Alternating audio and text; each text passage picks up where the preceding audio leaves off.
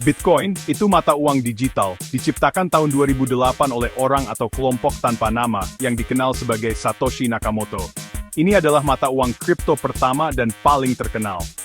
Beda sama uang biasa, Bitcoin itu jalan di jaringan khusus yang nggak dikontrol satu pihak aja, namanya teknologi blockchain. Artinya, nggak ada pihak pusat, kayak bank, yang mengawasi transaksinya. Orang pakai Bitcoin buat macam-macam, dari beli barang sampai investasi. Bitcoin nawarin cara baru buat urus uang. Bitcoin itu bisa jaga privasi kita, aman, dan bebas dari kontrol pemerintah. Banyak yang lihat ini sebagai alat keuangan yang canggih banget. Tapi ada juga yang masih ragu-ragu. Penting banget buat ngerti cara kerja Bitcoin biar paham untung ruginya. Nilai Bitcoin itu gampang banget naik turun, sering berubah cepat. Bitcoin itu bagian dari kelompok besar yang namanya mata uang kripto. Ini tuh aset digital yang pakai semacam kode rahasia, biar aman. Mata uang kripto lain yang terkenal misalnya Ethereum, Ripple, dan Litecoin. Masing-masing punya ciri khas dan kegunaan sendiri. Orang makin tertarik sama mata uang kripto karena bisa kasih untung besar dan teknologinya baru. Karena Bitcoin dan mata uang kripto makin populer, muncul pertanyaan, cocok nggak sih sama keuangan syariah? Keuangan syariah itu punya aturan khusus yang beda dari keuangan biasa. Penting buat ngerti aturan ini buat nilai apakah Bitcoin itu halal atau boleh, menurut hukum Islam. Keuangan syariah itu dasarnya beberapa aturan penting. Yang paling utama, itu larangan riba dan gharar. Riba, yang sering diartikan sebagai bunga, itu dilarang keras dalam Islam. Maksudnya, bunga yang pasti dapat dari pinjaman atau investasi. Al-Quran dan hadis sangat melarang riba karena bisa bikin orang dieksploitasi dan nggak adil. Gharar, artinya ketidakpastian atau nggak jelas. Ini juga penting dalam keuangan syariah. Transaksi yang nggak pasti banget atau spekulasi berlebihan itu dilarang. Ini biar semua pihak punya info yang jelas dan pasti soal transaksi keuangannya. Tujuannya biar adil dan transparan.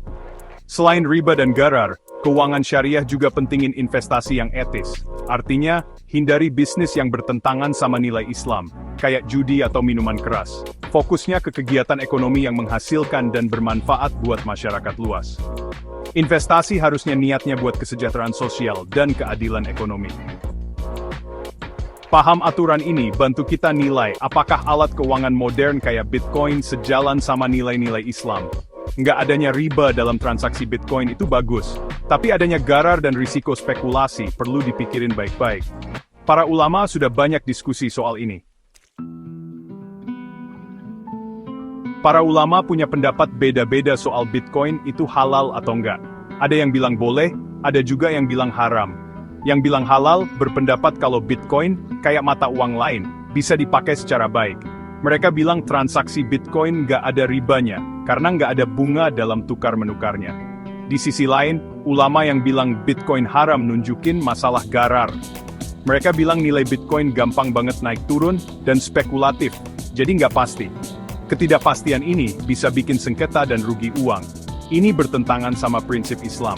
Beberapa ulama ambil jalan tengah, bilang Bitcoin bisa halal kalau dipakai dengan tanggung jawab. Mereka tekanin pentingnya paham teknologi dan risikonya. Pendapat ini ngajak kita hati-hati, saranin umat muslim cari ilmu dan tanya ahli sebelum investasi Bitcoin.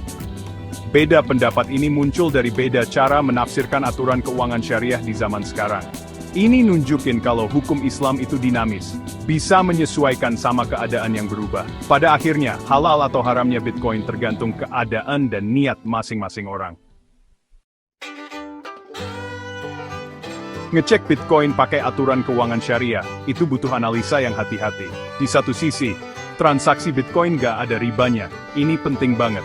Ini sejalan sama aturan utama keuangan syariah, yaitu hindari transaksi pakai bun beplab dua winga.